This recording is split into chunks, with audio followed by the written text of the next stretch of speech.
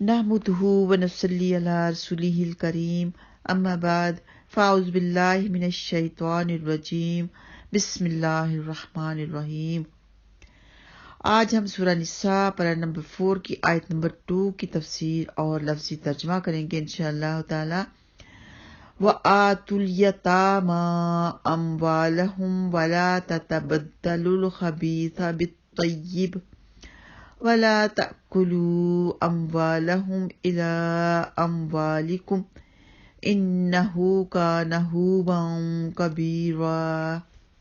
وَآتُوا اور تم سب دو، یہاں پر آتو کی جو تا پر پیش ہو تو ترجمہ تم سب دو، اور اگر تا زبر تا پر زبر ہو تو ترجمہ ان سب نے دیا کیا جاتا ہے، جیسے کہ ہو وہ آتا مطلب کہ تم سب نے دیا اور تم سب نے دیا، وہ آتو کا مطلب اور تم سب دو، وہ آتی اور میں نے دیا، یہ خیال رکھیں۔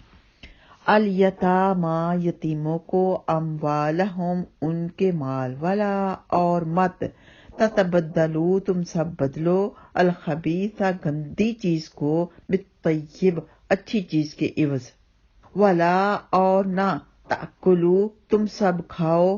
تو یہاں پر بھی خیال رکھیں کہ جو ہے تأکلو، یہ اگر لام زبر الفلاق کے بعد فعل کے آخر میں واو مد الف ہو، یعنی واو کے اوپر جزم ہو اور الف ہو، تو اس میں کام نہ کرنے کا حکم ہوتا ہے۔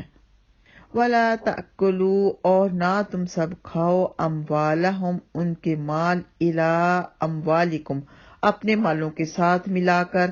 تو یہاں پر اِلَىٰ کا اصل ترجمہ تو کی طرف ہوتا ہے، یعنی اس کی طرف، لیکن یہاں ضرورت کے طور پر ضرورتاً ترجمہ کے ساتھ کیا گیا ہے۔ تو کبھی ایسے الفاظ ہوتے ہیں کہ ان کا ترجمہ موقع کے لحاظ سے کیا جاتا ہے۔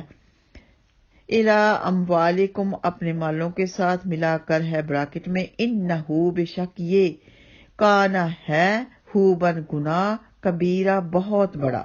تو یہ جو را کے اوپر تنوین ہے اس کا مطلب بے حد و حساب بڑا، بے حد بڑا۔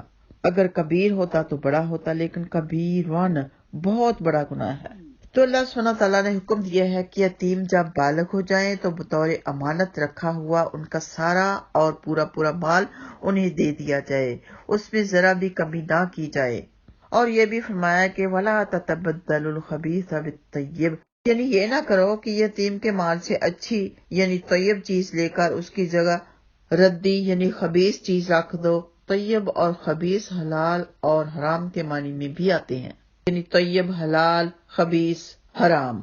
اور بعض علماء کرام نے یہ معنی کیا ہے کہ اپنا حلال مال چھوڑ کر دوسرے کا حرام مال مت کھاؤ، مطلب طیب چھوڑ کر خبیث مت کھاؤ۔ اور زمانہ جاہلیت میں لوگ یتیموں کا مال کھانے میں کوئی حرج نہیں سمجھتے تھے۔ یاد رکھیں کہ یتیم کا مال امانت ہوتا ہے، جب وہ بالغ ہو جائے، سمجھدار ہو جائے تو اسے واپس دینا ہوتا ہے اس کا مال۔ اور یہ کرنا بھی گناہ ہے کہ ان کے مال کے ساتھ اپنا مال ملا کر آپ کھا لیں، یعنی ان کا مال زیادہ لگائیں اپنا کم لگائیں، یہ بھی گناہ ہے۔ فرمایا وَلَا تَأْكُلُوا أَمْوَالَهُمْ إِلَىٰ أَمْوَالِكُمْ إِنَّهُ كَانَ حُوبًا كَبِيرًا، یعنی ان کے مال کو ناجائز طور پر کھانے کے لیے اپنے مالوں کے ساتھ مت ملاؤ، ایسا کرنا کبیرہ گناہ فرمایا گیا ہے، بہت بڑا گناہ ہے۔ یتیم کا مال کھانا جیسے کہ اپنے پیٹ میں آگ بھرنا ہے، اور اس کے بارے میں تفصیلاً سورہ نساء آیت نمبر 10 میں بھی آئے گا، انشاءاللہ پڑھیں گے آگے۔ تو یہاں پر ایک حدیث پڑھ لیتے ہیں کہ سیدنا ابو ہریرہ رضی اللہ تعالیٰ عنہ بیان کرتے ہیں کہ رسول اللہ صلی اللہ علیہ وسلم نے فرمایا، 7 مہلک امور سے اجتناب کرو، یعنی 7 ہلاک کرنے والے کاموں سے اجتناب کرو۔ وہ کیا ہے؟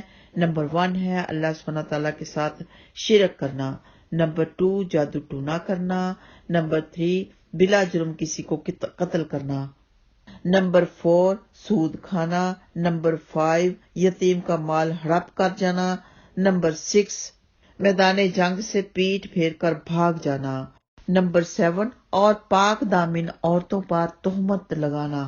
یہ بخاری میں، مسلم میں موجود ہے۔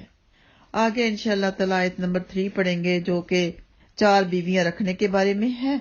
اللہ سبحانہ تعالیٰ ہم سب کے ایمان کی حفاظت فرمائے، خاتمہ بالخیر فرمائے، آمین یا رب العالمین۔ السلام علیکم ورحمۃ اللہ وبرکاتہ۔